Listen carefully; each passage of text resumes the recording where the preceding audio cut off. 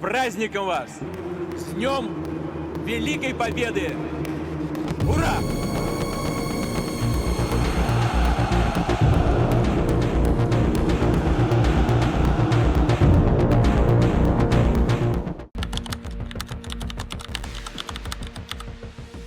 Dunia yang kita kenal hari ini tidak pernah benar-benar damai. Kita hanya sedang berada di antara dua kekuatan besar. Saat ini, setiap krisis global yang Anda baca di berita hanyalah babak baru dari adu kekuatan dua raksasa yang tidak pernah berhenti bertarung, Amerika Serikat dan Rusia. Amerika berdiri di atas kekuatan ekonomi terbesar di dunia, jaringan aliansi global, dan dominasi teknologi. Sedangkan Rusia bertumpu pada warisan militer raksasa, kekuatan nuklir, dan strategi geopolitik yang dingin dan seringkali tak terduga. Selama puluhan tahun, keduanya tidak hanya bersaing, tapi membentuk arah sejarah dunia itu sendiri. Dari perang terbuka yang nyaris terjadi, hingga konflik tak langsung yang menyebar ke berbagai belahan dunia. Namun pertanyaannya bukan sekadar, siapa yang lebih kuat di antara keduanya? Melainkan, dalam hal apa mereka kuat dan di mana letak kelemahannya? Karena pada akhirnya, kekuatan global bukan hanya soal siapa yang paling besar, tetapi siapa yang paling mampu bertahan, beradaptasi, dan mempengaruhi dunia secara global tanpa harus selalu terlihat.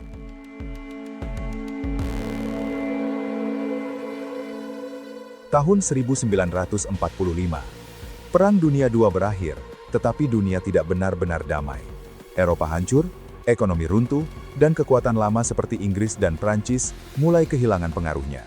Di tengah kekosongan itu, muncul dua negara dengan kekuatan yang sangat berbeda, namun sama-sama dominan, Amerika Serikat dan Uni Soviet. Amerika Serikat keluar dari perang dengan posisi yang nyaris tak tersentuh. Wilayahnya aman, industrinya justru berkembang pesat, dan ekonominya menjadi yang terbesar di dunia. Dengan cadangan emas melimpah dan kemampuan produksi yang luar biasa, Amerika tidak hanya membangun kembali dirinya sendiri tetapi juga mulai membentuk ulang tatanan ekonomi global. Di sisi lain, Uni Soviet memang menderita kerugian besar jutaan korban jiwa dan kehancuran wilayah. Namun dari puing-puing itu, mereka bangkit sebagai kekuatan militer darat terbesar di dunia. Tentara Merah menguasai sebagian besar Eropa Timur, menciptakan zona pengaruh yang luas dan strategis.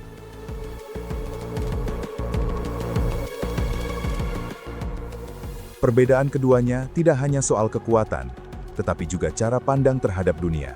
Amerika mengusung kapitalisme pasar bebas, investasi, dan keterbukaan ekonomi global.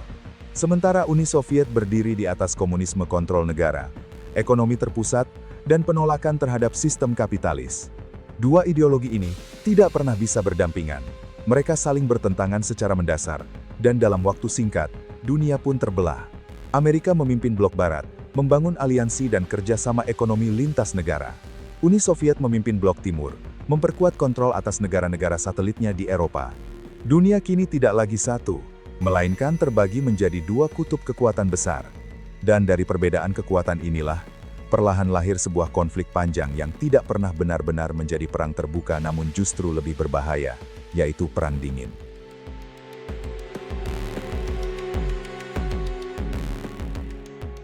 Memasuki tahun 1947, ketegangan antara Amerika Serikat dan Uni Soviet tidak lagi sekadar perbedaan ideologi. Ia berubah menjadi strategi global yang terencana. Amerika bergerak lebih dulu. Melalui doktrin Truman, mereka secara terbuka menyatakan akan menahan penyebaran komunisme dimanapun ia muncul. Inilah awal dari kebijakan containment, sebuah strategi yang tidak selalu berarti perang secara langsung, tetapi intervensi politik, ekonomi, bahkan militer, untuk membendung pengaruh Soviet. Langkah ini segera diikuti dengan pembentukan aliansi militer terbesar di dunia, NATO. Negara-negara barat bersatu di bawah payung pertahanan bersama, menciptakan jaringan keamanan kolektif yang luas. Sebagai respons, Uni Soviet membangun blok tandingan, Pakta Warsawa. Eropa kini benar-benar terbagi, bukan hanya secara ideologi, tetapi juga secara militer. Namun yang membuat konflik ini jauh lebih berbahaya adalah munculnya senjata baru, yaitu nuklir. Amerika lebih dulu memilikinya. Tapi tidak lama kemudian, Uni Soviet juga berhasil membuatnya. Sejak saat itu, perlombaan senjata dimulai bukan untuk digunakan, tetapi untuk ditunjukkan. Kedua pihak terus menumpuk arsenal nuklir dalam jumlah yang cukup untuk menghancurkan dunia, berkali-kali. Ketegangan ini mencapai puncaknya pada tahun 1962, dalam krisis misil Kuba. Saat Uni Soviet diam-diam menempatkan misil nuklir di Kuba, hanya beberapa ratus kilometer dari daratan Amerika, dunia saat itu berada di ambang perang nuklir. Selama beberapa hari, keputusan segelintir pemimpin menentukan nasib umat manusia. Perang memang tidak terjadi. Namun sejak saat itu, satu hal menjadi jelas. Keduanya tidak pernah benar-benar berperang, karena risikonya yang terlalu besar bagi dunia. Namun pada akhirnya, kekuatan tidak hanya ditentukan oleh jumlah senjata, melainkan oleh kemampuan mempertahankan sistem dalam jangka yang panjang.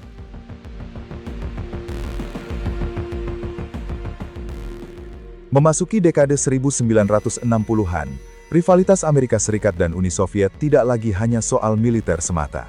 Pertarungan ini mulai naik ke level yang lebih tinggi, yaitu teknologi, ekonomi, dan prestise global. Perlombaan luar angkasa menjadi simbol yang paling nyata. Uni Soviet lebih dulu mengejutkan dunia dengan mengirim Yuri Gagarin, manusia pertama yang mampu keluar angkasa.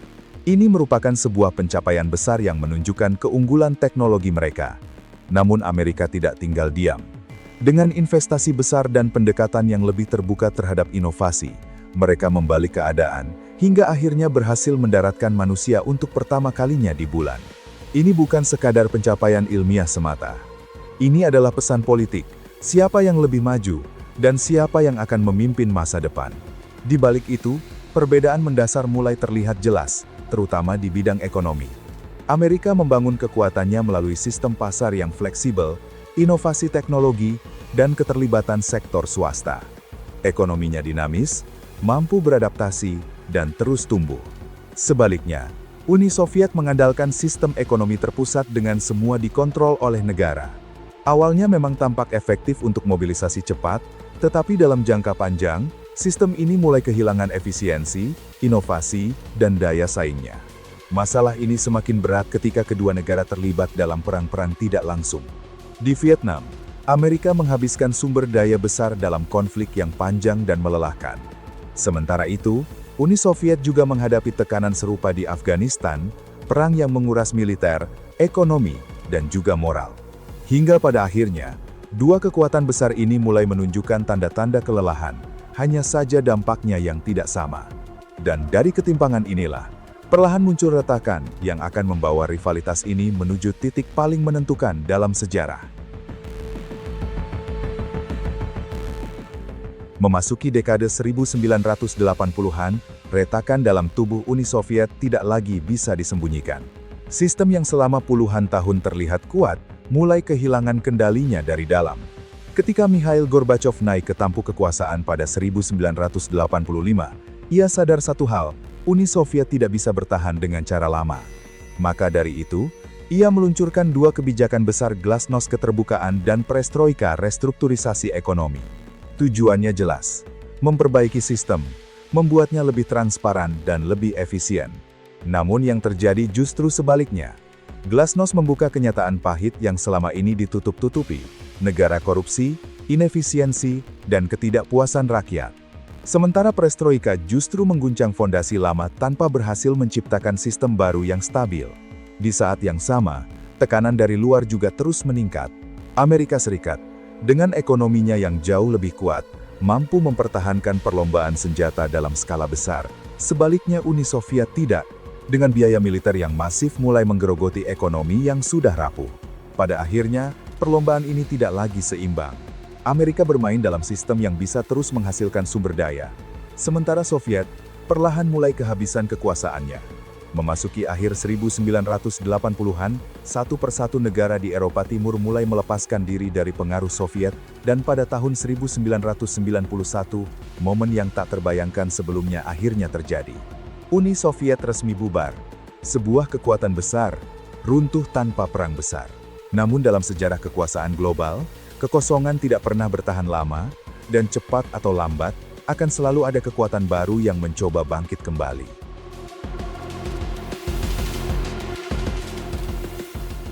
Tahun 1991 menandai awal dari dunia yang tampak hanya dengan kekuatan tunggal.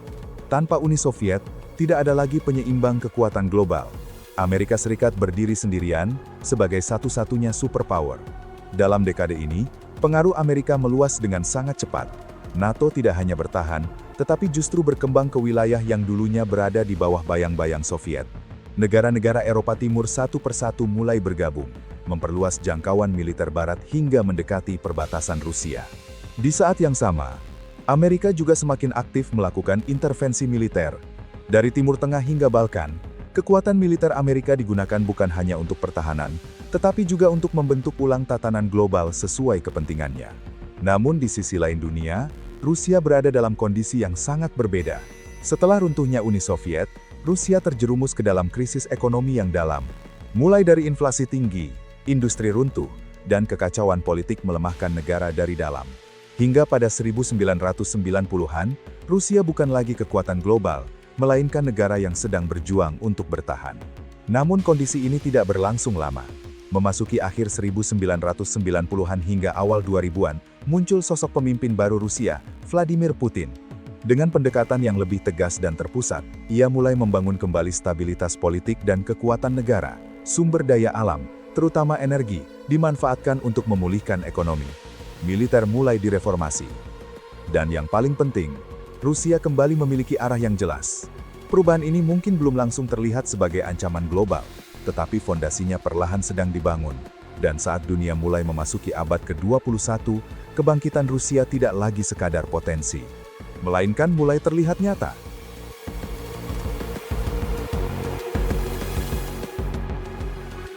Memasuki tahun 2008, dunia mulai melihat sesuatu yang selama ini hanya dianggap kemungkinan, kini telah menjadi sebuah kenyataan. Rusia tidak lagi sekadar pulih, namun Rusia mulai menunjukkan kekuatannya. Titik balik pertamanya terjadi di Georgia. Tepatnya, ketika konflik pecah di wilayah Osetia Selatan, Rusia bergerak cepat. Dalam hitungan hari, militer Rusia masuk dan menunjukkan bahwa mereka siap menggunakan kekuatan secara langsung di kawasan yang mereka anggap sebagai zona pengaruhnya. Pesannya jelas. Rusia tidak akan membiarkan ekspansi Barat mendekati wilayahnya tanpa perlawanan. Disinilah perbedaan strategi antara dua kekuatan ini semakin terlihat nyata. Amerika Serikat mengandalkan jaringan global, aliansi militer, pengaruh ekonomi, dan kehadiran di berbagai belahan dunia. Sementara Rusia bermain dengan cara yang berbeda, lebih fokus, lebih tajam, dan lebih agresif di kawasan regionalnya. Bagi Rusia, kekuatan tidak harus tersebar ke seluruh dunia. Cukup dengan kuat di titik-titik strategis, dan cukup berani untuk bertindak secara nyata. Namun puncak konfrontasi ini terjadi pada tahun 2014, di Ukraina. Ketika pergantian kekuasaan di Kiev mengarah pada kedekatan dengan Barat, Rusia merespons dengan langkah yang jauh lebih berani. Mengambil alih Crimea dan mendukung konflik di wilayah timur Ukraina. Dunia kembali terkejut. Bukan hanya karena tindakan itu, tetapi karena Rusia menunjukkan bahwa mereka siap menantang tatanan internasional secara terbuka. Ini bukan lagi sekadar kebangkitan Rusia, ini adalah sebuah deklarasi. Dan dari titik inilah, ketegangan lama berubah menjadi konflik baru yang jauh lebih nyata pada dekade-dekade berikutnya.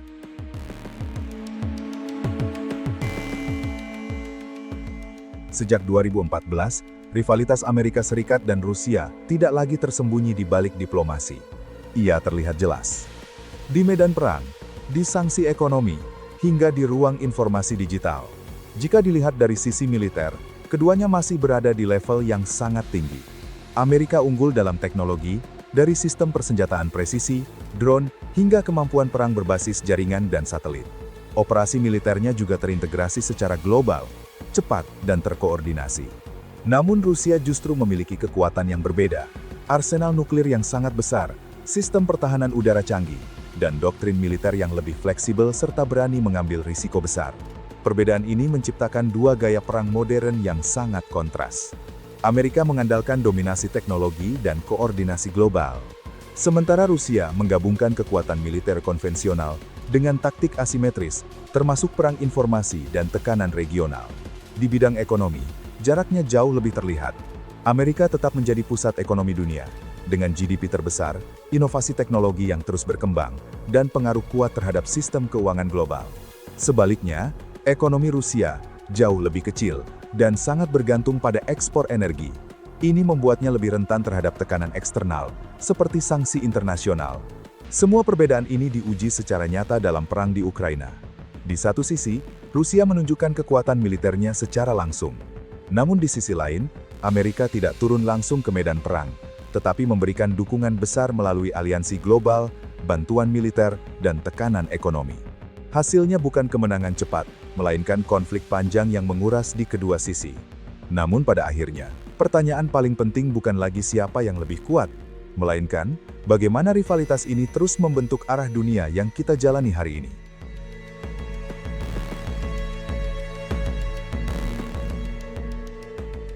Sejak awal, kekuatan Amerika Serikat dan Rusia tidak pernah benar-benar seimbang. Mereka tidak bermain di medan yang sama, dan mungkin memang tidak pernah ditujukan untuk itu. Amerika membangun kekuatannya melalui ekonomi, teknologi, dan jaringan global yang luas. Sementara Rusia bertahan dengan kekuatan militer, ketahanan strategis, dan keberanian untuk menantang dominasi Amerika. Dunia hari ini pun masih berada di antara dua bayang-bayang itu. Setiap konflik, setiap aliansi, setiap ketegangan global selalu membawa jejak rivalitas yang sama, meski dalam bentuk yang berbeda. Karena pada kenyataannya, perang dingin mungkin telah berakhir. Tapi persaingannya tidak pernah benar-benar hilang, namun hanya berubah wajah. Pada akhirnya, kekuatan bukan tentang siapa yang paling besar, melainkan siapa yang mampu bertahan, beradaptasi, dan tetap relevan di tengah perubahan zaman. Dan selama dua kekuatan ini masih berdiri, dunia tidak akan pernah benar-benar lepas dari tarik-menarik di antara keduanya.